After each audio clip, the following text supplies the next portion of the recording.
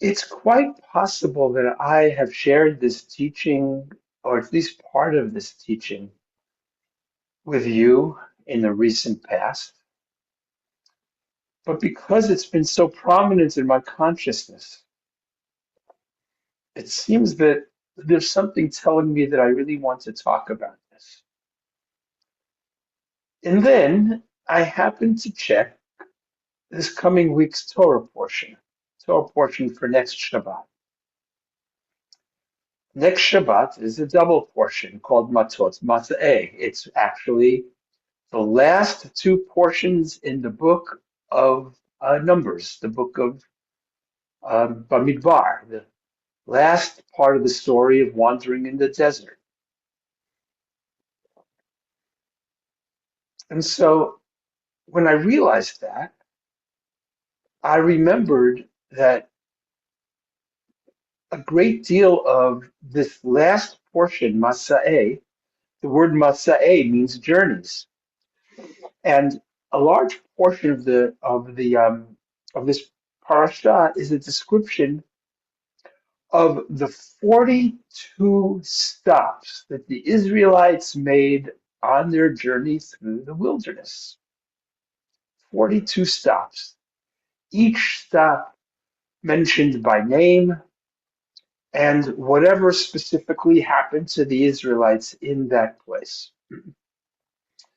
It is, in fact, quite boring. It's like hearing somebody talk about the 42 places they stopped on their cross-country drive. Maybe it's that some of it's a little interesting, if they're special places. And as I was thinking about the parasha, I also remembered that Rabbi Naomi Levy, who's a wonderful teacher, taught me a beautiful teaching about this parasha. And she taught it. It's a teaching that she found that comes from the Slonim Rebbe, a 20th century Hasidic master who wrote a book of teachings called the Netivot Shalom, the paths of peace, or the journeys of peace. And the Netivot Shalom quotes the Baal Shem Tov, who taught that this section of the Torah, this last portion that lists the 42 places of camping in the desert, is one of the holiest sections of Torah. How could that be? What's so holy about it? So he teaches, the Netivot Shalom teaches, that these 42 places that the Israelites made on their journey, this laundry list of places, is actually a reminder of all the places we must pass through on the journey of our life. All of these places we pass through. And then I realized that's what was calling to me. This sense that life, my life, our lives, is this miraculous, incredible, unfolding journey with all of these various experiences on the way, some of which we hope for, some of which we expect, some of which are complete surprises, some of which are very joyous and pleasant, some of which are painful and distressing and awful. All of these journeys that we have to go through on our life. And it's holy. The Baal Shem Tov is telling us every single one of these steps contributes to the holiness of our life. And so we have to ask ourselves, what is it? So we look at our lives and we see a bunch of stops and starts that don't seem to add up to much of anything, but maybe each stop has been our teacher. Maybe each experience in our life has been given to us, or we have received to teach us something. Sometimes we may feel that we took a wrong turn, or worse, we feel stalled and paralyzed by it. But some of the stops have been wonderful, glorious. Looking at the car window and seeing the Rockies, or welcoming a new baby into the world. Some of them have been sad, grief. A lot of this we've mentioned in the past. But whatever it is, it's been a holy moment there specifically to teach us. And particularly the Netivot Shalom says, particularly the moments that we regret, the moments when we acted poorly, we acted meanly, we acted hurtfully, the moments in which we said something that shouldn't have been said, or we acted in a way that we shouldn't have. Moments when we realized we should have said something and didn't. Or we wanted to tell this person that we love them, and now it's too late. All of these moments of regrets are all of the moments where we made huge mistakes. But the Netivot Shalom insists that even those moments in our lives are a holy part of our journey. And there is no need to beat ourselves up for these regrets or to struggle with them. The key is to love and to learn from even those moments. Whatever those moments are, they're all a part of this holy journey of life. It's like each moment is like a flower bud beneath the parched land of soul that has been waiting for the moment to break through and bloom. Every moment a gift, every moment an opportunity to learn, every moment the presence of the divine, every moment a mystery, every moment beautiful, radiant, exactly as it was, exactly as it is.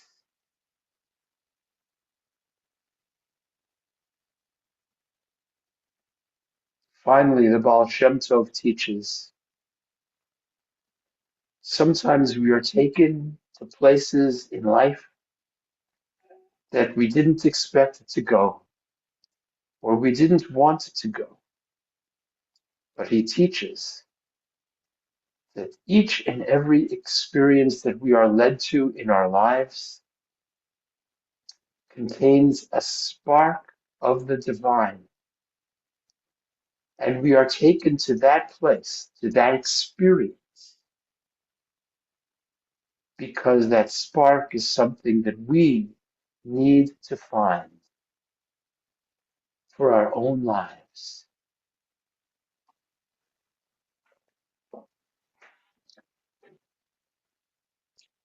So let's take a moment to settle into our seats,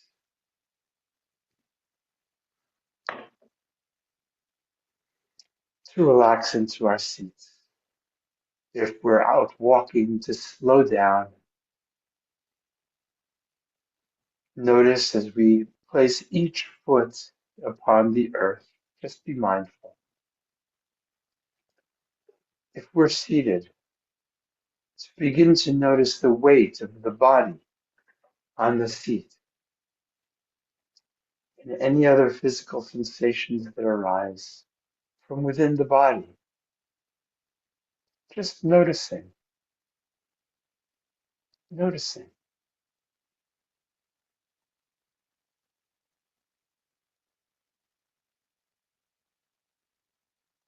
And with the utmost gentleness, we can begin to bring our attention to the experience of breath. Breathing in, breathing out. Take a moment to notice if you are breathing from the chest or from the belly. Is it the chest that is moving or the belly that is moving? Perhaps both. No need to force the breath in any way, just to let the breath flow in any way that it does, exactly as it wishes to come.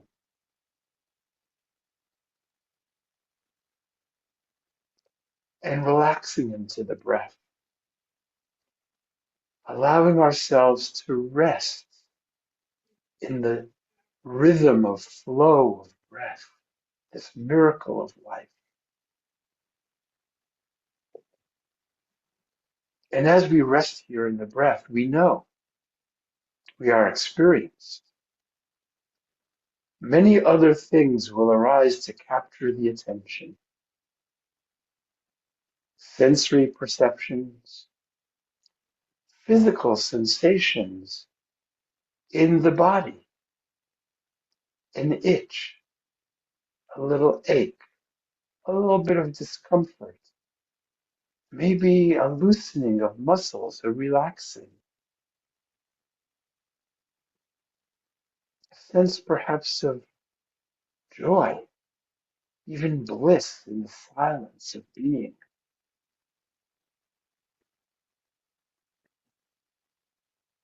And of course, there will be thoughts, thoughts coming and going, coming and going. Some of these thoughts will be memories. Some of these memories will be so pleasant and beautiful, and some may be painful or bring up regrets. There will be stories that the mind wants to tell us to keep us occupied instead of just being still. And some of those stories will be pleasant, and some will be unpleasant, and some will be neutral. And we will practice just welcoming whatever arises, welcoming and greeting each moment as a gift, welcoming and greeting each moment as an opportunity to learn, remembering that each moment that arises for us is another step on the unfolding journey of our life, and remembering that even those unpleasant moments contribute to the holiness of our life's journey, and that often those things that are the most unpleasant are also our greatest teachers. And this is how we will sit for the next 23 minutes.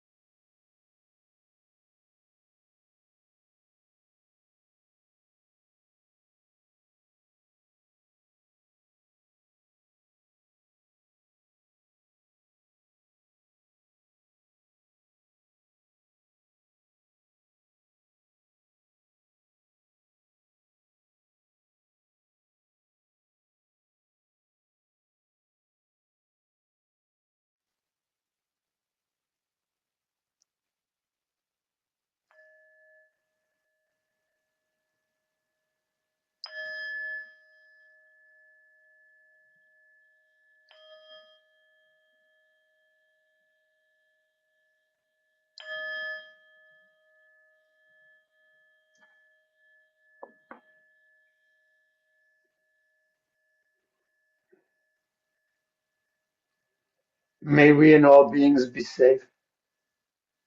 May we and all beings be content.